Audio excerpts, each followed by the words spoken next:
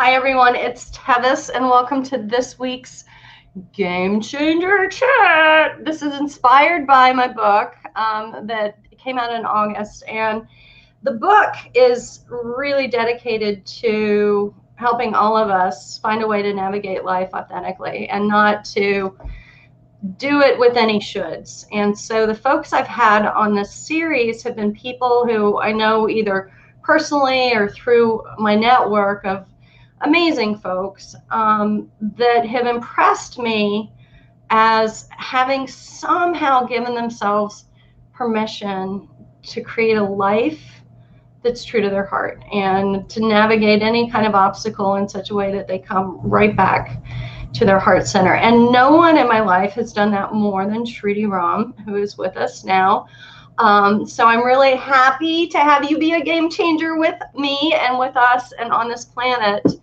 And I'm going to have one tech note because I know that folks are joining from Facebook, from LinkedIn, from YouTube. And one thing to bear in mind is that the Q&A, the chat feature on Facebook is not always feeding into the screen I'm looking at. So if there's a question that you want to pose to Sruti Ram or to me, that you're dying to have it answered on air and not afterwards, you may have to pop over to LinkedIn. And I'm sorry to have to ask you to do that, but what are you going to do? Technology, right? That's the way it goes. So that is my tech support Q&A FAQ. Here's how it works. And with that, I just want to really express a warm, excited welcome to Sruti Ram. Thank you so much for being here, Sruti Ram. Well, hello, my dear. It's a pleasure to be here. Thank you. I know. The funny thing is, we could actually be doing this in person if not for COVID, because we live about 5 miles apart. Right. But however, right? And then we'd both be in masks. Anyway, so I'm going to start out as I love to, which is asking my guest, what was your favorite thing to do as a young child, as a young one? My favorite thing to do when? As a young one. As a young one, as a young child. Oh, as a young one. Well, I guess after I had started to enjoy a great deal of success in New York City, I was what you would call a clothes horse. And I had outrageous clothing, designer clothes, had my shoes all custom made. I loved dressing up. I really Well, when did that emerge? Was that something in your 20s? I mean, was that something that you fell into? Well, I think I was born with that characteristic, because even as a little kid, I had a brother who was 7 years older, and he, with great delight, would love to step on my white shoes, which I always helped to keep immaculately clean because I liked them so much. Not the white shoes, not the white sneakers. And he would just come over and step all over my shoes and run away just to make me get pissed off. And I did.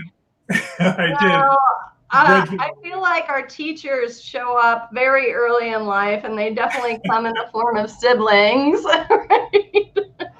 But I really liked very fashionable clothes. Yeah. Fashionable clothes. When I was young.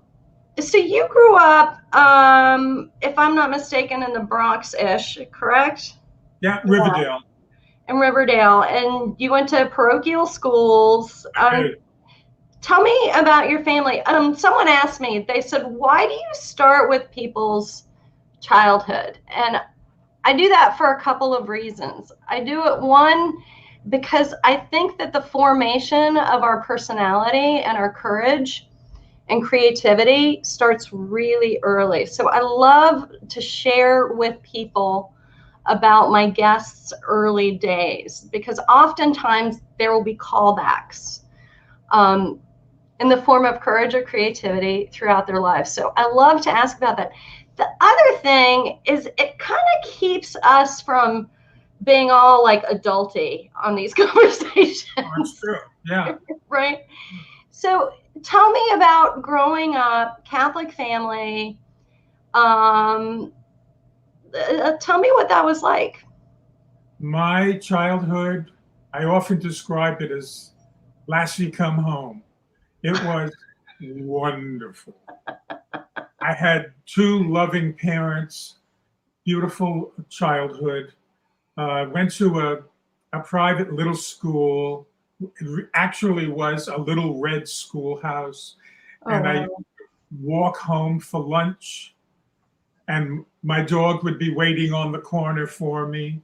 And I'd race the dog home, and my mom would have lunch all prepared. And I'd go back to school with a cupcake in my hand, Oh my God.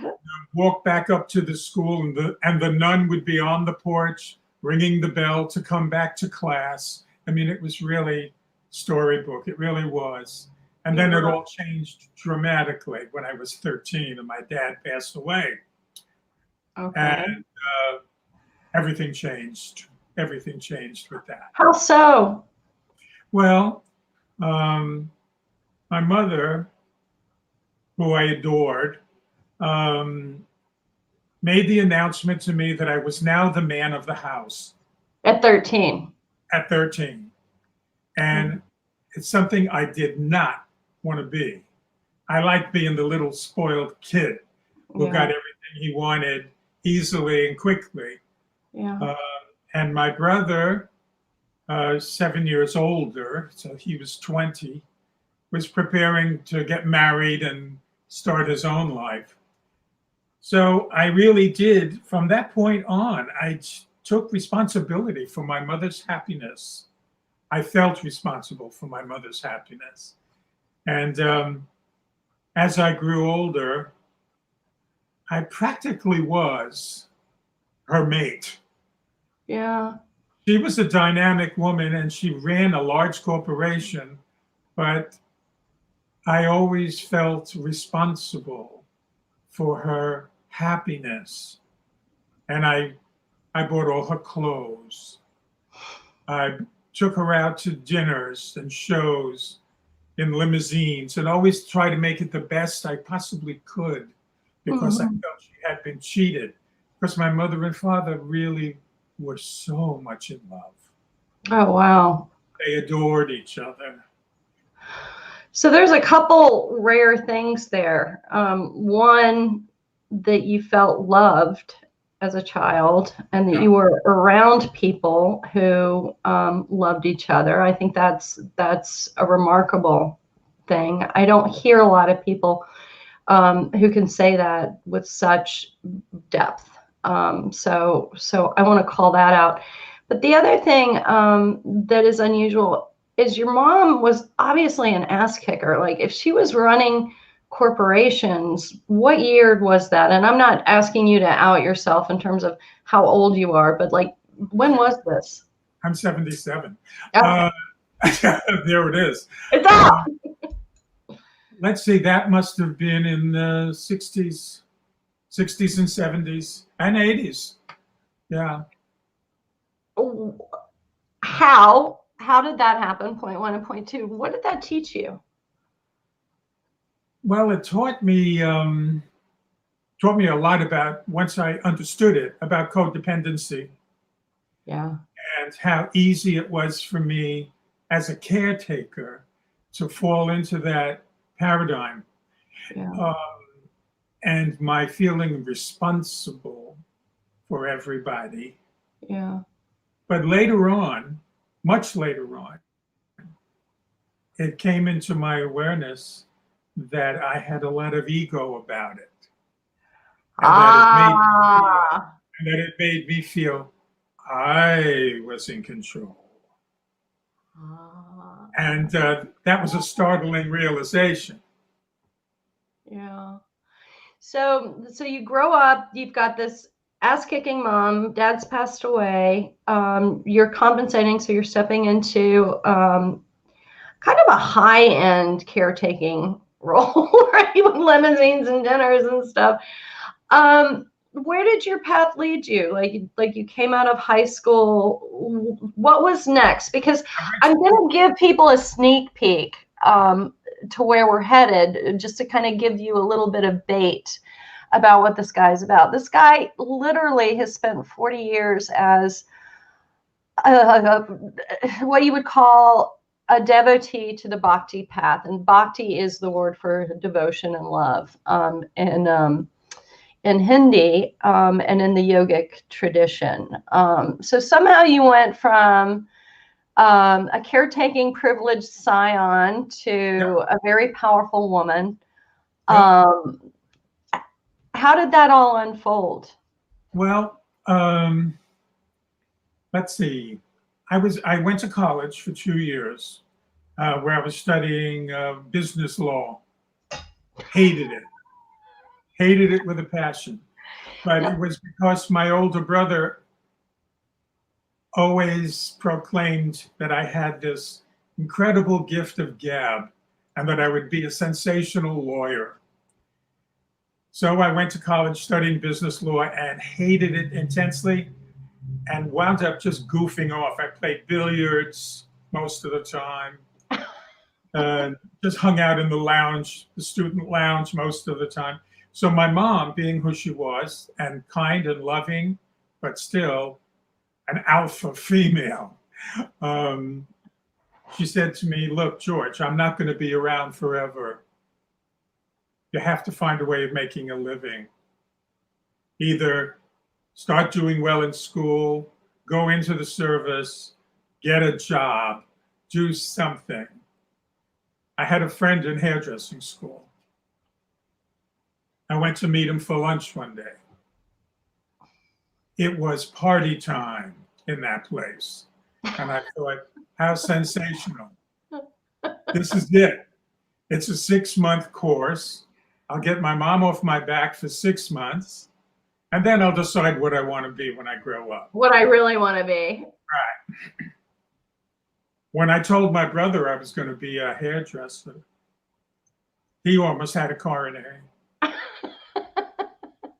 And he said, oh, no, God, no, not a hairdresser. We don't have hairdressers in the family. No, you can't be a hairdresser. I said, well, then I thought I'd play with him a little bit. And I said, well, it's either a hairdresser or a ballet dancer. And he went, oh, my God, no, not that. I went to hairdressing school and I was there 1 week. And the teacher came over to me and said, oh, you're taking a refresher course. I said, no, I'm not. She said, oh, but you're a natural. I said, no, I'm not. I said, what makes you say that? She said, I can tell by the way you hold the comb. You're a natural. Wow. I didn't want to be a natural. I didn't want to be a hairdresser. I just wanted to kill some time. But in about a month's time in the school, people come in off the street in those schools and get cheap haircuts and stuff. Yeah. And we have heads to practice on. And within a month, people were saying, I want that guy. I want that guy. I want that guy. And then there was another student who was an older man who asked me if I wanted a job. And I said, well, I can't have a job. I'm not a licensed person yet. And he said, well, you can come and work in my place. I said, what do you mean your place? He said, well, I actually run a place. I have no intention of being a hairdresser, but New York has passed a law that in order to manage a salon, you have to have a hairdresser's license. So I went, I got the job. They loved me. It was high end. It was 64th between Madison and Park. Holy cow. And for those of you who don't know New York City, that's like the posh. And I was wearing Armani suits to work. To cut hair, I love it. Yeah. And one day, after about a year and a half, we went to work and the salon was closed. And we said, what's going on? And it turns out that the owner, I don't want to mention any names, was the lover of a very famous, wealthy woman. And she caught him cheating on her, and she closed the salon and sent him back to France. And there we were, no job. No job. From the top to nowhere. Yeah. And eventually I found a place who were very happy to have me because of my past experience. And within a year's time, I was running 11 salons for this company. And so you got the business gene. I got the business gene, all right. You got the business gene. Velvet jeans as well. Well, so was it hard to stand in the face of your brother's judgment of like, oh, you can't be a hairdresser? Like, how did you get over that kind of, you can't do that? Well, as a child, and as you said, sort of mildly spoiled. When everybody said you can't, I said, oh, yes, I can. I always did what I want. And my mom was always on my side. You can do that, great. Oh, you'll be great. I know you'll be great. No matter what I said, wow. She said, you'll be great. Wow. And she was right. So you become this head honcho, 11 salons, and from what I understand, you became kind of the go-to guy for the fashion world in New York City. A few designers, yeah. I was their favorite pick because I was good, I was creative, and I was expensive, and that seemed to be a prerequisite in those days. Yeah, they like that. They like that markup. Well, his hairdressers were rock stars back in the 70s and 80s. You know, we were something else. We ruled the world. Wow. So you pivoted at some point, right? It's obvious, right? You've got Neem Karoli Baba behind you, who's one of the most, I guess, recognized and revered Hindu teachers of our time. I'm curious how you went from, I'm going to assume, Studio 54 and Limelight and that kind of lifestyle and all the accoutrement that goes with that. Right. So what was the transition? You've already established that you do it your own damn way, which is inspiring. Right. I do. I always did. And I always will. I read a book called Autobiography of a Yogi by Paramahansa Yogananda. And it was just filled with magic, experiences and happenings. And I read it with gusto. I consumed that book. And then I sat back and contemplated what I had read and heard, understood, and I thought, what a bunch of malarkey. Can't possibly be true. That's a lot of crap. Yeah, that was my word. So I elected to go to India and find out for myself. So even though you thought it was BS, it hooked you. Well, I thought, what happened if it isn't? Well, yeah. What if there's actually something to all this? But also, how did that book end up in your hands? Were you exploring, or was it just? A friend recommended it. Well, you know, the Beatles were happening. Yeah. And Maharishi and yoga and mantras and this and that. And there was this book that everybody was reading. So I elected to read it. And that was the beginning of the end of that life. So that life got a nail on the coffin, but I wasn't happy.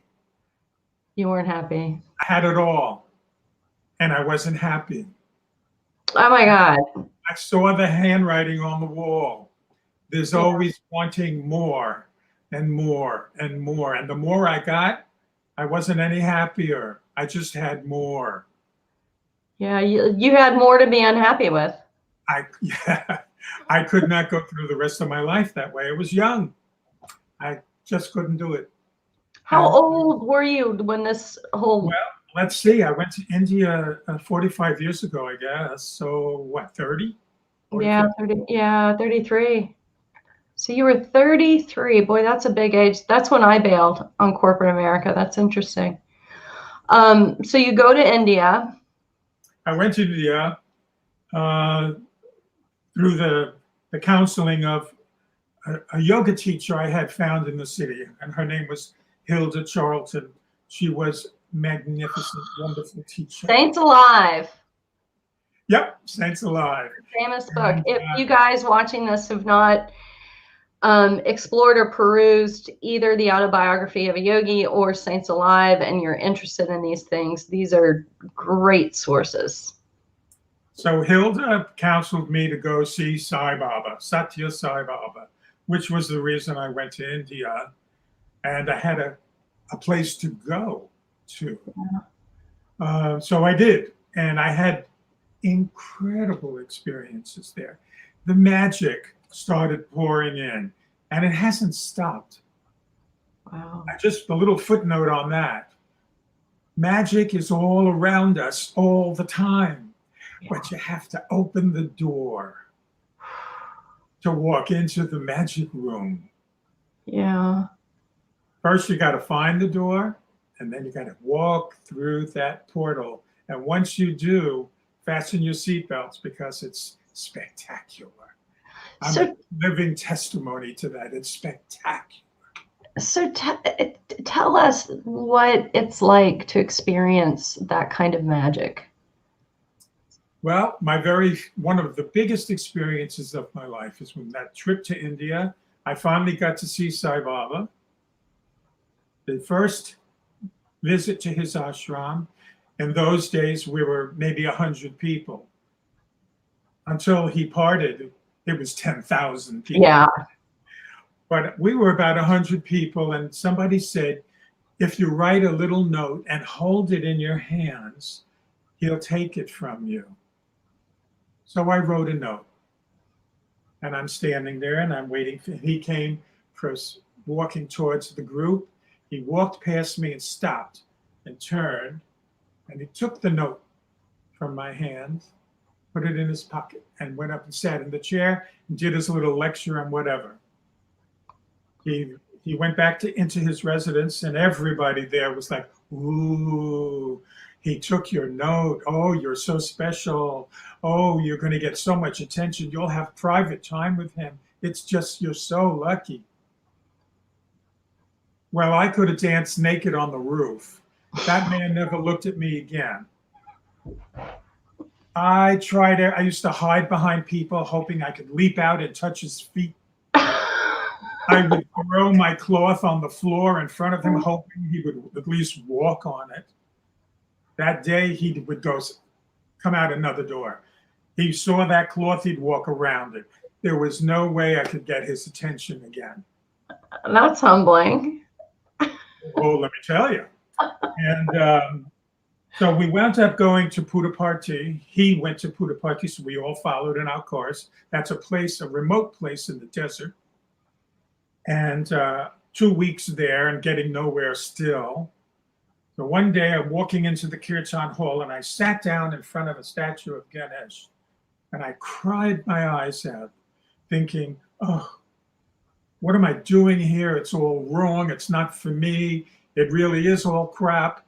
What am I going to do? What am I going to do? And this little old man came, picked me up, said, let's go inside. He's coming. And I sat down, closed my eyes. He came in. I didn't even open my eyes. I just sat there, dejected, rejected, disappointed. And I started to get real hot. I started sweating profusely, and I felt like I was going to vomit. I said, oh my God, let me get out of this temple. If I throw up in the temple, I'm really, really doomed.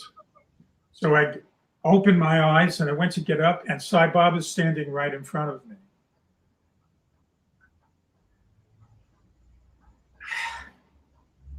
And I look up into his eyes,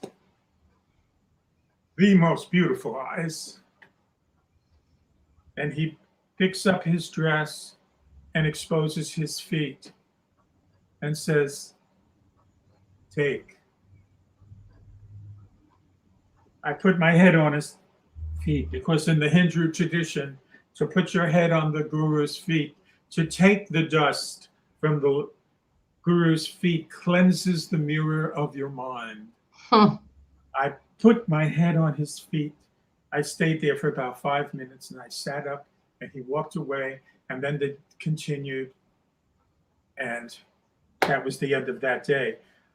Well, I was on cloud nine for quite some time. And then the word came, he's going back to Bangalore. So we all get in our cars, go hire a car, you know, and we were going to be 3 people in the car and the driver. Me, a German lady, and another person sitting up front with the driver. And we're on our way back to Bangalore. And we're halfway through the desert and I start to have severe chest pains. Really severe chest pains. Mm-hmm. And I asked the driver to stop. And it turns out the man sitting in the front was a doctor. He comes, jumps in the back, he examines me and he said, well, I think you're having a heart attack. You were young. Yeah. I said, I can't breathe. And I'm sweating and I'm shaking and I'm scared to death. Now, all of a sudden, this German woman comes to life and she said, oh, so you must be the one. And I said, what? She said she was with Sai Baba last night. And he gave her a little vial of some liquid. And he said, give this to George when he has his heart attack. So I grabbed it, mouthful, and I drank it down. And within 30 seconds, boom. Wow. Peace. And she said, he said to tell you, it's not a physical heart attack. Your heart is open. Mm. Now, the extra super dandy little footnote on that story is, what did my note that he took from my hand say? Dear Baba, my heart is open to you. Oh. That's magic. Magic of India. That is the magic. Do you know, and what you said about you put your head on the guru, on the teacher's feet, and it polishes away. I think so many of us, right? We've seen movies of Sunshine of the Endless Mind, and we go, oh my God, can anybody just take all the crap out of my head? Right. And that is a lifelong human desire, right? To see things clearly, to not see things through a dirty filter. Absolutely.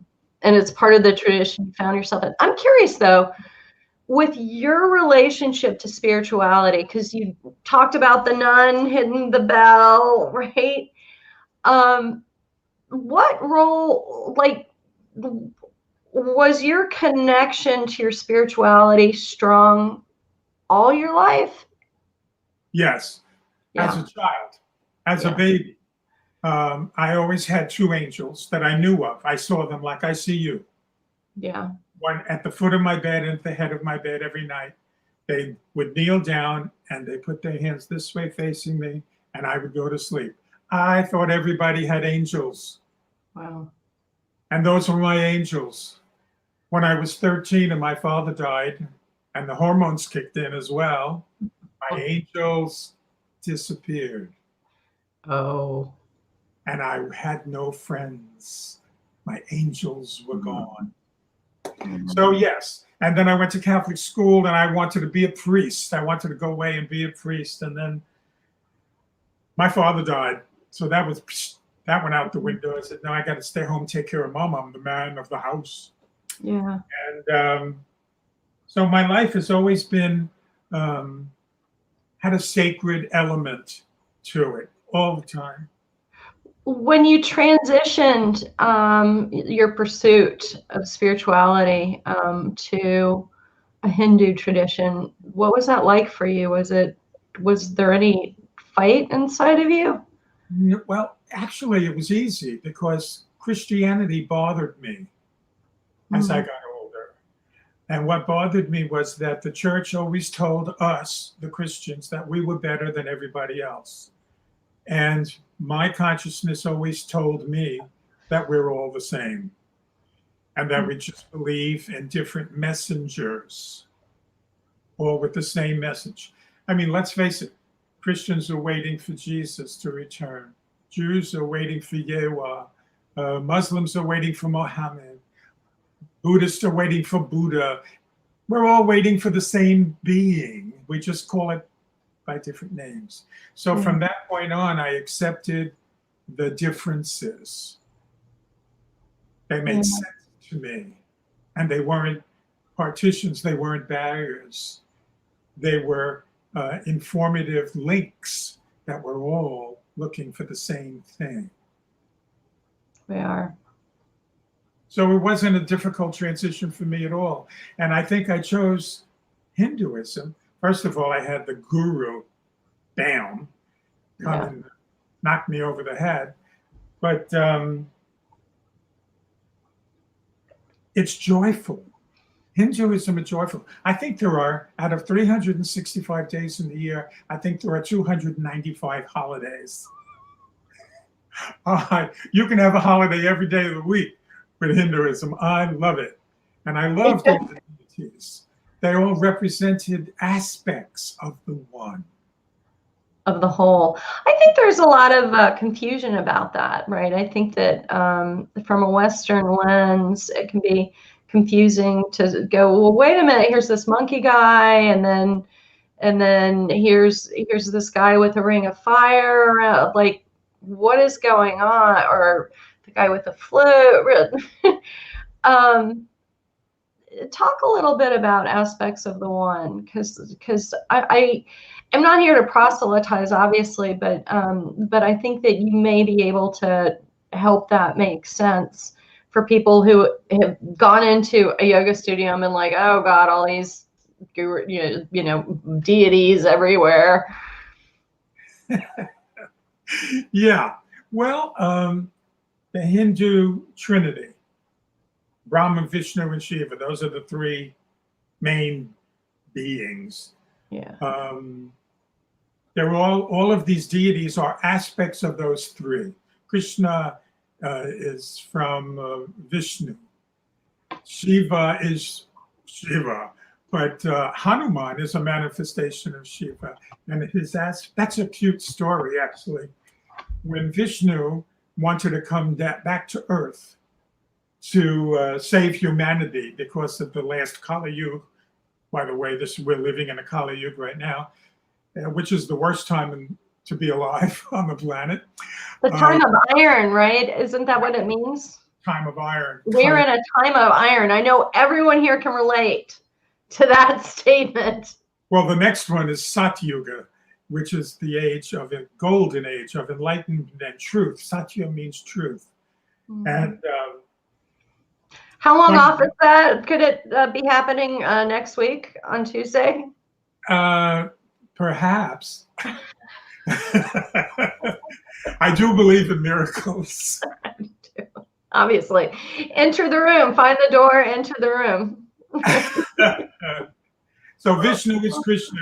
Krishna came down, manifested as a human to save humanity, and he started promoting love. That's what Krishna does.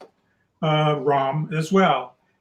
Shiva came down as Hanuman because, well, when Vishnu was manifesting as Krishna, and Ram came before Krishna, Shiva was concerned that he would have such a difficult time serving humanity because there were so many Rakshasas, so many demons that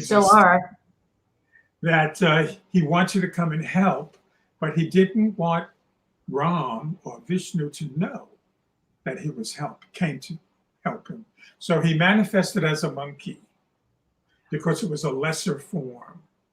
And he was dedicated to selfless service, which is what he did for Ram and the Mahabharata and all of that, and the Ramayana, actually, the Ramayana. And he served Ram countless times to conquer. Ram represented pure consciousness. Sita, his consort, represented pure nature. Lakshman, his brother, was goals and determination. And Hanuman was selfless service. So, what is that telling you? Pure consciousness went to rescue pure nature with goals and determination and selfless service. Those are what's required to save the Dharma. Selfless service, goals and determination. Yeah. Do you know that's a really good model for us to think about what we're doing now and how are we responding now to the challenges? Because kind of like you said that Shiva came down and had to embody as something lesser to be able to support and not be like, oh, I'm another god, right?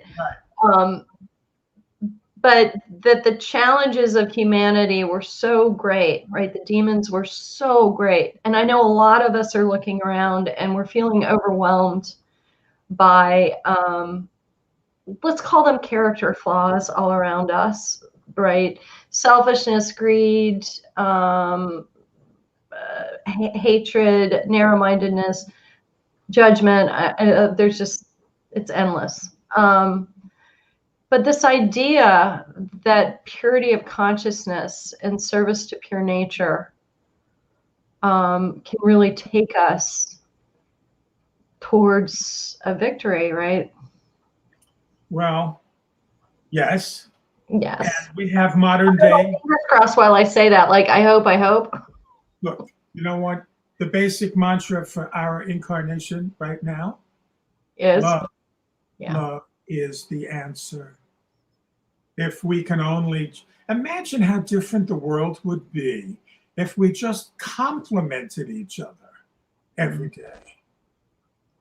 Everybody got a compliment from you every day. Imagine if we all did it. What a difference. How glorious. Imagine all the people living like wait a minute. You're getting out your story. And we have a lot to get through, and we're already almost 40 minutes in, and I'm like, but the good news is, for those of you who don't get to hang out with Sruti Ram the way I do, he has a book coming out that will have a lot of these stories in it. Yeah, he does. It's coming out in June, and you've got a galley, don't you?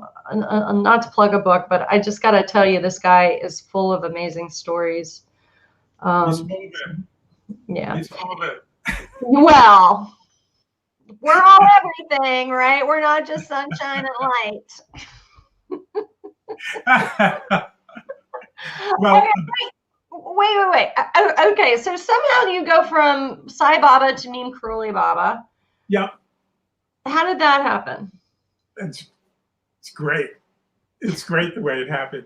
I met Ram Dass and we became friends. We would go to Hilda Charlton's together. And in New York City on the Upper West, right? Yeah. And we became buddies. And then eventually he asked me to be meditation master on his retreats. And I started traveling with him. Now, I was always the Sai Baba guy who hung out with the Maharaji group. Well, it was Guru Purnima. It was a big holiday. Guru Purnima was the day when you celebrate all the gurus. And it was a big gathering, and we were in a beautiful place. And I had the idea, let's form a circle, and everybody tell a guru story. Everybody, oh, yes. And with all different gurus were there. Now, when it came to be my turn, everybody just kind of put their eyes up in the air and said, well, here comes the Sai Baba miracle story from Sruti Ram. And so I said, well, as you all know, a wonderful gathering, but as you all know, my guru is Neem Karoli Baba. What? And I said, oh, no. I said, wait, I'm subject to this influence. My guru is Neem Karoli Baba. You just kept saying it. And I tried about 25 times to say other than that.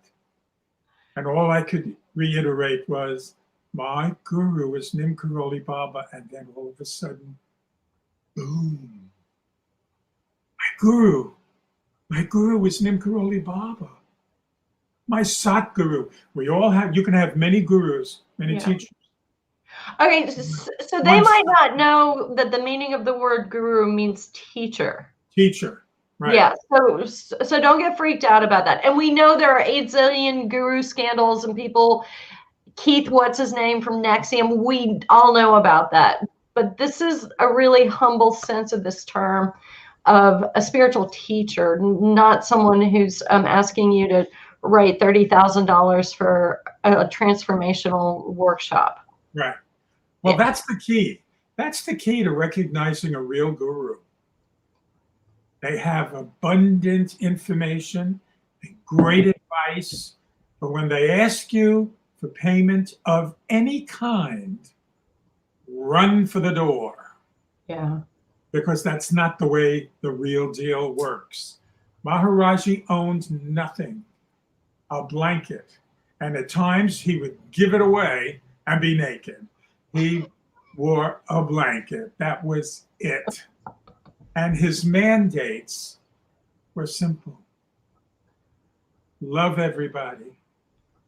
Feed everybody. See God in everybody. Tell the truth. And don't try and figure it out. End of story. Pretty simple. Love everybody, serve everybody, see God in everybody, feed everybody, tell the truth. Don't try to figure it out. No. Simple, not easy. No. Not easy. Yeah. Yeah, these brains of ours really like. Correct. To figure things out.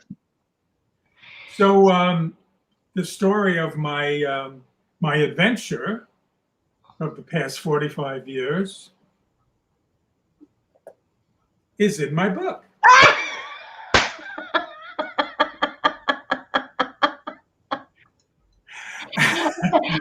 And then you also have a job as a hand model, I take it. And pre-publication sales are available on Amazon and indiebound.org. But I would say wait until April. Yeah. Well, so you're hanging out with Ram Dass, you're going to Hildy's, you're suddenly having this, what the, words won't come out. How did things unfold? Because from what you have shared with me, at some point you were running a couple of Ram Dass's ashrams in the city, and well, they weren't really Ram Dass's ashrams. We were involved with a couple of teachers, and Hilda was one of them. And Ram Dass and I, and actually, well, I don't want to mention other people's names because who knows how they feel about it. But we were, well, some well-known people involved in this teaching. And during that period of time, I was celibate. I was celibate for 11 years through that time, where we did amazing practices and meditate for hours and hours a day. And my third eye opened up and I was able to read people's minds, which was the biggest catastrophe in the world. I bet it is. I don't want to read anyone's mind. And but Ram Dass used me as his X-ray machine on retreats. We used to do something called Dokusan, where individual time with the teacher for 10 minutes. Just you and Ram Dass, just you and Ram Dass, just you and Ram. But he used to pass them in front of me for saying, okay, what's this guy's story? What's going on with him? And I said, oh, well, his father's sleeping with his mother's sister, you know. Yeah. I mean, it was real. Fortunately, after that scene ended, I quit the practices that kept it going, and they slipped away. Yeah. Thank God, because I'd walk out on Fifth Avenue and I'd hear everybody at one time. It was crazy making. No bueno. I would not enjoy that. No, it was horrible. Yeah. Yeah. So Ram Dass and I, yeah, it was. I forgot where we were. Where were we? We were.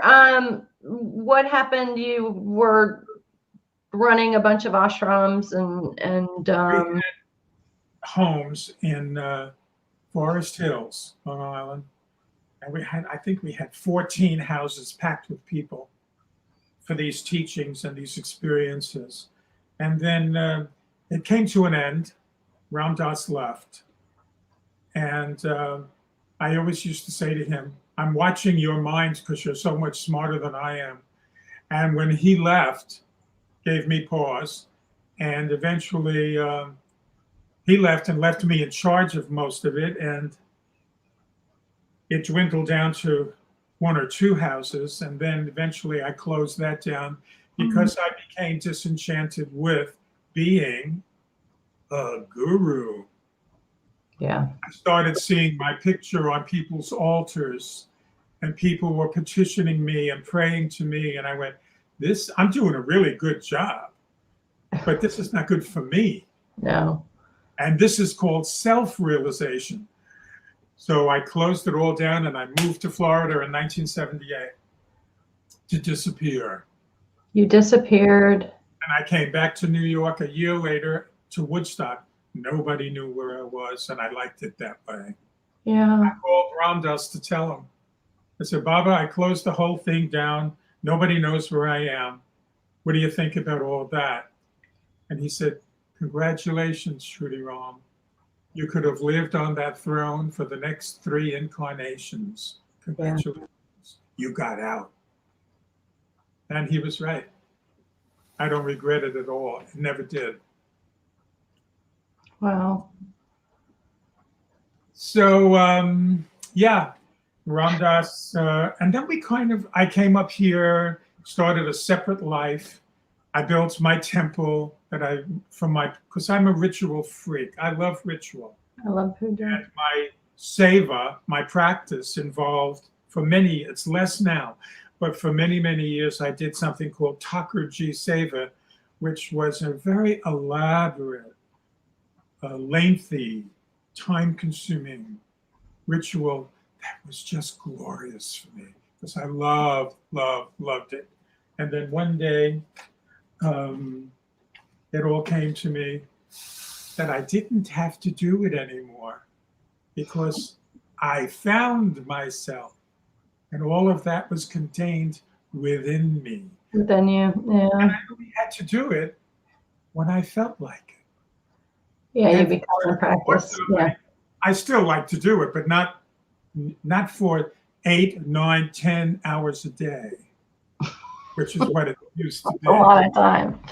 For years. So one thing that they may not know is that on top of all of this, on top of being this sought after stylist in the fashion world, and then becoming, this guru kind of a figure that you were like, it's almost like a repetition of what you were doing for your mom, right? Supporting other people's lives and happiness, right? But in the middle of all that, you became a recording artist, and your album cracked the top 10 on Billboard. Our first CD hit number 10 on Billboard in 24 hours. Which is like, who the hell bought chant CDs in that quantity? Like, what year was that? Like, it just makes no sense. 14 years ago. I mean, Sruti Ram, it was fabulous. Cool. We made 5 CDs altogether. My singing partner, a glorious, wonderful woman named Ishwari Lynn Keller, was one of the most wonderful, glorious, beautiful, talented, intelligent people that I could have possibly hooked up with. And we toured. We toured a lot for 10 years. And then we kind of got disenchanted with the Kirtan, the chanting scene. Everything's a scene. Well, it became big business. Yeah. And we weren't in it for the business. We were in it for the practice of it and to share the space that Kirtan, that bhakti provides for a human being. Yeah. You packed it in, my friend. Catholic Schoolboy, Madison Avenue fashion scene, Billboard recording artist, like ashram guru, Author. Now author. All roads lead to Rome. All roads do lead to Rome. Well, you had offered in our pre-talk, and if anyone has a question for Sruti Ram, it looks like the chat questions are coming through. Sometimes they don't, but if you have a question, now's your moment, and otherwise we will look at the threads afterwards. But Sruti Ram had offered to close us with a chant. Yes. So I want to take him up on that, because I think right now we could all use the power of chant, and chant just to stigmatize, right, for anyone who's like, oh, but I'm this or I'm that. The power of joining your voice in sounds with positive intention is ubiquitous across cultures. And whether you sing a song in Hebrew, or you sing it in Sanskrit, or you sing it in English, what really carries that power is the intention. So there's nothing to be afraid of, and it's not a tattoo. It's just a new experience. Well, this particular chant, I think it's appropriate these days because it's a healing mantra. And this healing mantra is said, you don't even have to recite it. You just have to hear it. And it lays on you like a healing blanket. Nice. And I will add that if you want to hear somebody else sing it, I'm going to just chant a little bit of it now, but you can find it on YouTube, the Dalai Lama chanting the healing mantra in a cathedral, and it's glorious. Okay, the Dalai Lama chanting healing mantra in a cathedral. So you can go onto YouTube and find that, people.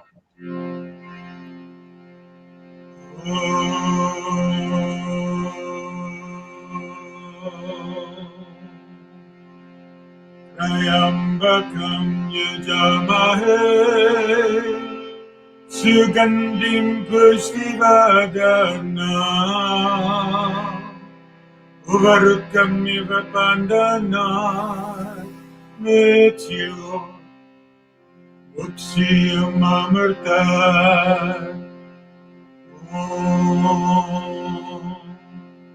Ayambakam yajamahe Sugandim pushtivadana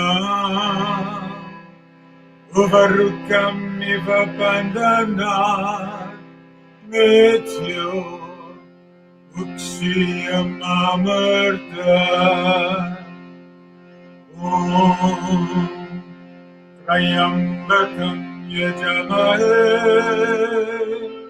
Sugandim pushtivadana Uvarukam iva pandana Mrityu Amarta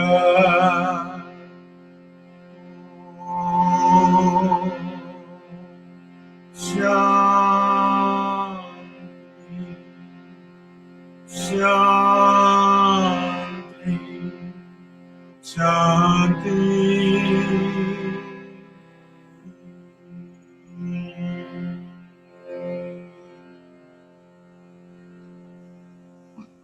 Bless you. Be healed. Stay safe. Thank you for allowing me into your consciousness. Thank you, Sruti Ram, and thank you everyone for joining this. And I encourage you to learn more about this man. I encourage you to follow what plucks at your heartstrings in a good way, as he has, and stay true to yourself. And thank you so much for joining this Game Changer chat. I'm trying to nail down my guy for next week. He happens to work at LinkedIn. We're gonna get a corporate dude. From one extreme to the other, everybody's welcome under my tent.